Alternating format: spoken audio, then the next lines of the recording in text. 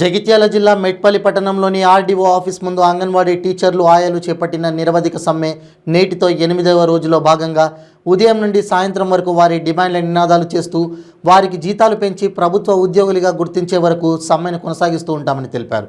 ఈ సందర్భంగా ఆయాలు మాట్లాడుతూ అంగన్వాడీ సూపర్వైజర్లు బెదిరింపులకు పాల్పడుతున్నారని ఆరోపిస్తూ భయభ్రాంతులకు గురిచేస్తున్నారని అన్నారు. రామ్లచ్చకపేటలోని కళావతి ఆయమ్మను సూపర్వైజర్ బెదిరించాడని ఆరోపించారు. ఈ కార్యక్రమంలో ఏఐటీయూసీ రాష్ట్ర అధ్యక్షురాలు సాయిశ్వరి, ఏఐటీయూసీ అంగన్వాడీ రాష్ట్ర కార్యదర్శి ఏ భాగ్యలక్ష్మి, మట్టిపల్లి అర్బన్ నజిమా, మాదస్తు లక్ష్మి, పద్మ, మెట్పల్లి రూరల్ సుమలత, దీప, మల్లాపూర్ మండల్ సంధ్యారాణి, రజిత, ఇబ్రహీంపట్నం మండల్ నయీం సుల్తానా, జి లక్ష్మీ నర్సు, అంగన్వాడీ టీచర్లు, ఆయాలు తదితరులు పాల్గొన్నారు.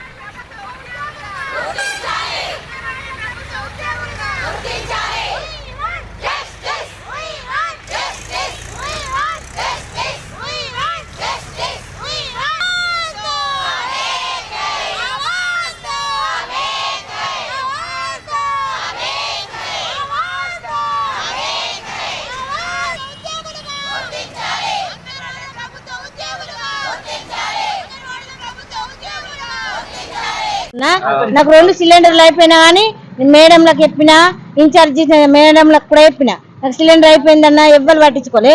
నా ఇంట్లో డబ్బులతోటి నేను వచ్చే జీతంలోకి వెళ్ళి నాకు ఏం లేకున్నా అని నేను వేపించిన, సెంటర్ నడిపిస్తున్నా, రేషన్ పంచుతున్నా, వాళ్ళు ఎట్లా చెప్తే అట్లా నడిపించిన. కానీ మొన్న శనివారం నాడు నేను పాత బస్ స్టాండ్కు నేను షాపింగ్ పోతాను పోగా నాకు 2 సార్లు ఫోన్ వచ్చింది. ఫోన్ వస్తే ఓళ్ళు అని నేను ఫోన్ పెట్టేయండి నాకు ఇనత్తలేదు అన్నా కానీ ఓళ్ళు అని మళ్ళీ తీస్తే నేను మేడంను సూపర్వైజర్ను మాట్లాడుతున్నాను, నువ్వు సెంటర్ దియ్యు, ఆదివారం స్టాక్ వస్తుందంటే మేడం నేను ఇంటికాడ ఉంటలేను, చాబీలు కూడా మేడంలకు ఇచ్చినంటే నీ దగ్గరనే ఉన్నాయని నన్ను మాట్లాడింది. అంటే లేదు మేడం నా దగ్గర లేవంటే నువ్వు ఇయ్యు ఓళ్ళకి చెప్ప కదా అన్నది. ఓళ్ళకి చెప్పక నేను ధర్నా నేను అందరితో చేస్తున్నా కదా, నాకు కూడా భాగం ఉంటుంది కదా ఇంట్లో ఎవరిదైనా కానీ. నేను నా కష్టం కొరకే కదా, నేను 25 ఏళ్ళ పని చేయబట్టి నేను చిన్నప్పటి నుంచి చేస్తున్నా, నా పిల్లలను పట్టుకుని కష్టపడి నాకు ఎవరు బాధ్యతలు. ఇప్పుడు నాకేమన్నా అయితే వాళ్ళు మేడం చేసింది, సూపర్వైజర్ మేడం ఏమన్నా తాళం దియ్యు స్టాక్ అయిపోయి అంటుంది. ఇంకేమన్నది జీతం ఓళ్ళు చేస్తారు నేనే కదా అంటు, జీతం ఓళ్ళు చేస్తారన్న మళ్ళీ నేను సపోర్ట్ చేయలేదు. జీతం ఓళ్ళైనా పని చేస్తేనే ఇస్తారు, పని చేయండి అయితే వాళ్ళు ఇయ్యరు. భయపట్టించుడే కదా అది. మధ్యలో నేనున్నా, ఇప్పుడు నాకు ఇటు లేకుండా అటు లేకుండా నేను మధ్యలో ఇరికిపోయినా, నాకు ఓళ్ళు సమాధానం. అప్పుడు నాకేమన్నా అయితే ఆ టెన్షన్ కి నేను బాక్స్ పోగొట్టుకున్నా, ఏడబెట్టింది ఆగలేదు. నాకు అందులో టాబ్లెట్లు ఉన్నాయి, నాకు గోళీ కాలు మంచిగా లేక నేను హాస్పిటల్కి అయినా గోళీలు ఉన్నాయి. ఆ గోళీల కొరకు నేను పాత బస్సుల నుంచి మళ్ళీ రివాల్సి వచ్చినా ఎక్కడన్నా పని చేయక నా కొడుకోలేదు, మీ అమ్మ పిస తిరుగుతుందంటే నన్ను నచ్చి నా కొడుకులు తీసుకుపోయింది. బెదిరిస్తేనే కదా, నాకు బెదిరియకపోతే నేను ఎటు పోతా? బెదిరించేపడికి నేను అక్కడ దిగి ఒంటరిగా అయిపోయింది నా జీవితం. 7 గంటలకు నేను పిసా లేక నాకు బస్సు ఉండేది, నేను ఎటు పోవాలి? నా కొడుకులకు వేరే వాళ్ళు చెప్తేనే వచ్చిండు. మా అమ్మ రామ్లచ్చకపేట, మాది ఫస్ట్ సెంటర్. నా పేరు కళావతి, అందే కళావతి ఆయమ్మను. టీచర్ లేదు, 9 నెలల దినమాయ టీచర్ లేక ఒక్కనే నడిపిస్తున్నా. 2 పనులు నేనే వేయాలి, నా కోడలు పెట్టి నేను రిపోర్ట్లు పంపించాలి. అలా కడిగిన కొద్ది ఇంట్లో ఏమున్నది అందులో ఏమున్నది ఇది చెప్పు అది చెప్పండి, ఏమి ఇచ్చినావు ఏం కదా అంటే నేను చదువుకుందాన్ని ఏం చెప్తా సార్? వాళ్ళకేం సమాధానం చేయాలా? 9 ఫుడ్ వస్తే 9 నేను పోవాలి ఆడికి. రాత్రి కోడిగుడ్లు అయినా 6 వస్తాడు, 6 కోడిగుడ్లు వస్తున్నాయి పోంటే పోవాలి. మేము అసలు మేము మనుషులు లెక్క ఓడతలేము. ఇచ్చే 200 జీతం కొరకు 2 గంటలు కాయల పోత వస్తున్నాయి 500 రూపాయలు. మా డిమాండ్ ఏంది? 18,000 డిమాండ్ కావాలి మాకు పైసలు. మా చేసిన హక్కు కష్టంకు మాకు కావాలి. మేము దొడ్డికి గడగాలి, వాళ్ళ మూత్రం గడగాలి, వాళ్ళు లాట్రిన్ పోతే లాట్రిన్ గడగాలి. వాళ్ళ నత్తుందంటే టకటక ఆయమా బాత్రూమ్ శుభ్రం చేసి చెయ్యి అంటారు. ఎన్నక్కడ ఊరోళ్ళు మొగలే, మొగడే, మేడంలు మొగలే. మేము ఇట్లయినా మళ్ళీ ఏడికెళ్ళి బతకలేము. ఈ జేవటి చక్క మాకు ఇట్లా వేయకపోతే సరిపోకపోతే మేము ఊరేసుకున్నా ఏం చేసుకున్నా తెలియదు. అటు పిల్లలు దేకరు, ఇటు జాబుకు కాకుండా ఎటు కాకుండా మా పరిస్థితి ఉన్నది. నా భర్త అనిపోయి కూడా నేను 1 నెల రోజులు కూడా మనిషిని పెట్టి నేను సెంటర్ నడిపించుకున్నా. ఇంతే మేము ఉద్యోగం గురించి ఉద్యోగ వర్గాల మాకు ఈ ధర వేసింది ఎందుకు? మేము ఇవన్నీ ఆకలి కడుపు కొరకే కదా ఇవంతా వేసేది. మా కడుపు లేదు, మేము ఎందుకు కడుపుకు సరిపోక బజార్కి వెళ్తే ఇయ్యాల 2000 పెట్టుకో. ఈ తెలంగాణ ప్రభుత్వానికి నమస్కారము. ఈ మా అంగన్వాడీ నిరవధిక సమ్మె ఈ రోజుకు 8వ రోజు. 8 రోజులు గడిచినా సరే ఇప్పటి వరకు మాకు ఏం చర్చలకు విలువలేదు. ఈ రోజు వినాయక చవితి, మేము ఆడపడుచులమంతా ఇళ్లలో ఉండి వినాయక చవితి పూజలు చేసుకునే టైంలో మమ్మల్ని రోడెక్కించే పరిస్థితి తీసుకొచ్చారు. మరి ఇది ఎన్ని రోజులు? ఇంకా ఈ రోజు ప్రతి ఒక్కరి ఇంట్లో వినాయకుడు ఉండి పూజలు చేసి ఘనంగా ఆనందంగా ఉండే రోజును మమ్మల్ని రోడెక్కించి రోడ్డు మీద కూర్చోబెడితే ఎంత బాధాకరమైన విషయం అంటే అది ఏ విధంగా తెలియజేసుకోవాలో ఈ ప్రభుత్వానికి అర్థం కావట్లేదు. అయ్యా కేసీఆర్, మీకు న్యాయంగా ఉందా? మమ్మల్ని ఇక్కడ రోడెక్కించారు. ఈ రోజు మీరు వినాయక చవితి ఘనంగా చేసుకుంటున్నారు, కానీ మేము ఇంతమంది ఆడపడుచులము రాష్ట్ర వ్యాప్తంగా మేము రోడ్ల మీద కూర్చున్నాము. మాకు ఎంత బాధాకరమైన విషయము, చాలా బాధేస్తుంది అయ్యా.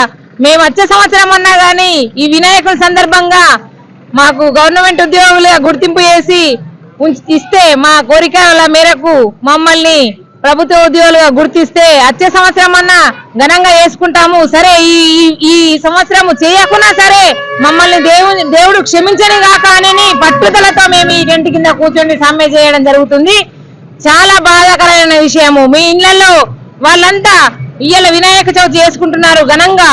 నేను ఈ రోజు ఇంటి పక్క వినాయకుడిని కొనిచ్చి కూడా ఈ రోడ్డు మీద ఇక్కడ కూర్చున్నాను ఈ సమ్మె కోసం. మాకు గౌరవ ఉద్యోగం ఇచ్చేంత వరకు మాకు ఏ పండుగ లేదు, ఏ సంతోషం లేదు. మేము గుర్తింపు వచ్చిన నాడే మాకు అన్ని పండుగలు సంతోషం అని తెలియజేసుకుంటున్నాను. ప్రభుత్వాన్ని మళ్ళొక్కసారి కోరుతున్నాను, మమ్మల్ని ప్రభుత్వ ఉద్యోగులుగా గుర్తించండి. ఇప్పటికైనా మమ్మల్ని చర్చలకు పిలవండి. మీరు ఒక నిర్ణయం తీసుకోండి, మా బాధలు అర్థం చేసుకోండి, మమ్మల్ని రోడ్డు మీద నుంచి ఇళ్లకు పంపించండి. దయచేసి మళ్ళీ ఒకసారి తెలియజేసుకుంటున్నాను, ప్రభుత్వానికి డిమాండ్ కూడా చేస్తున్నాను.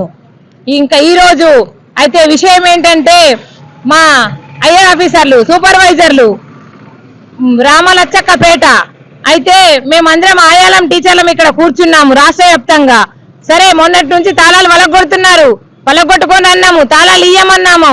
కొన్ని ఊర్లలో వలగొట్టారు, కొన్ని ఊర్లలో సర్పంచ్లు కానీ వార్డు మెంబర్లు కానీ బెదిరిస్తే వెళ్ళిపోయారు. కానీ రామలచ్చక్కపేట ఊర్లో ఒక ఆయమ్మనే ఉంటుంది, టీచర్ ఉండదు.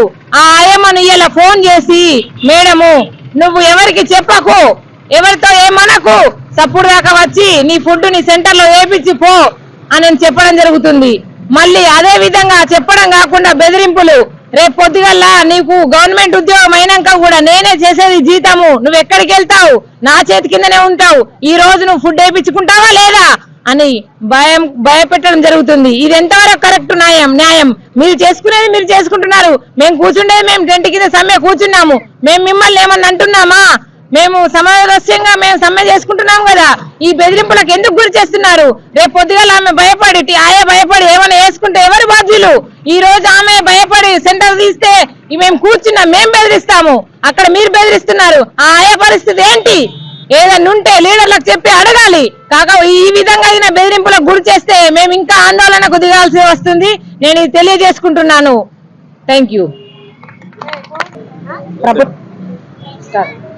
ప్రభుత్వానికి నమస్కారం చేస్తూ పాదాభివందనాలు చేస్తూ ఈ వినాయక చవితి సందర్భంగా మీ అందరికీ మా యొక్క పాదాభివందనాలు. గవర్నమెంట్కి మేము వారం రోజుల ఈ రోజుకి 8వ రోజు సమ్మె చేయడం జరుగుతుంది. 8 రోజులలో కూడా చర్చలకు పిలుపు రాలేదు. దయచేసి మేము 8 రోజుల రోడ్లు ఎక్కి మహిళలం చేస్తున్నాము. ఈ రోజు వినాయక చవితి సంవత్సరంకి ఒకసారి వచ్చే పెద్ద పండగ అందరి ఇళ్లలో. కానీ మా ఇళ్లలో పండగ లేదు, ఏం లేదు. అంగన్వాడీ టీచర్లు మేము ఏం పాపం చేసుకున్నామండి? మేము పండగలు లేక, ఇంట్లో వాళ్లకు వంటలు లేక, వార్పులు లేక మేము వచ్చి రోడ్ల మీద కూర్చొని ఆయమ్మలం టీచర్లమ్మలం మేము ప్రతిరోజు మేము ప్రొద్దున 9 నుంచి సాయంత్రం 6 గంటల దాకా కూర్చుంటున్నాం. అయినా మేము ప్రభుత్వ దృష్టికి కనబడతలేమా? ప్రతి ఒక్క పనిలో మేము చేసినాము, ప్రతి సర్వేలో మేము ఉన్నాము, ప్రతి ఇంటింట, ప్రతి కడపల ప్రతి గర్భిణి, ప్రతి బాలంతలకు మేము సేవలు అందించి మమ్మల్ని మీరు ఇంకా గుర్తిస్తలేరు. ఇది చాలా బాధాకరంగా ఉంది. మా అంగన్వాడీ టీచర్లను మీరు గుర్తించి వెంటనే ప్రభుత్వ ఉద్యోగులు ప్రకటించి మమ్మల్ని సెంటర్లకు పంపండి. మా సెంటర్లు చూస్తే తాళాలు వాళ్ళ పలగొట్టి గందరగోళంగా సెంటర్ల కాడ అట్లున్నది. మా బతుకులేమో రోడ్డు మీద ఉన్నాయి. ప్రభుత్వానికి ఈ రోజు వినాయక చవితి సందర్భంగా మేము రోడ్డు మీదకి ఎక్కిన విషయం కనబడి మమ్మల్ని ప్రభుత్వ ఉద్యోగులుగా గుర్తించాలని ప్రభుత్వానికి వేలాది నమస్కారాలు చేసుకుంటున్నాము. మా యందు దయించండి సార్, మమ్మల్ని గుర్తించండి.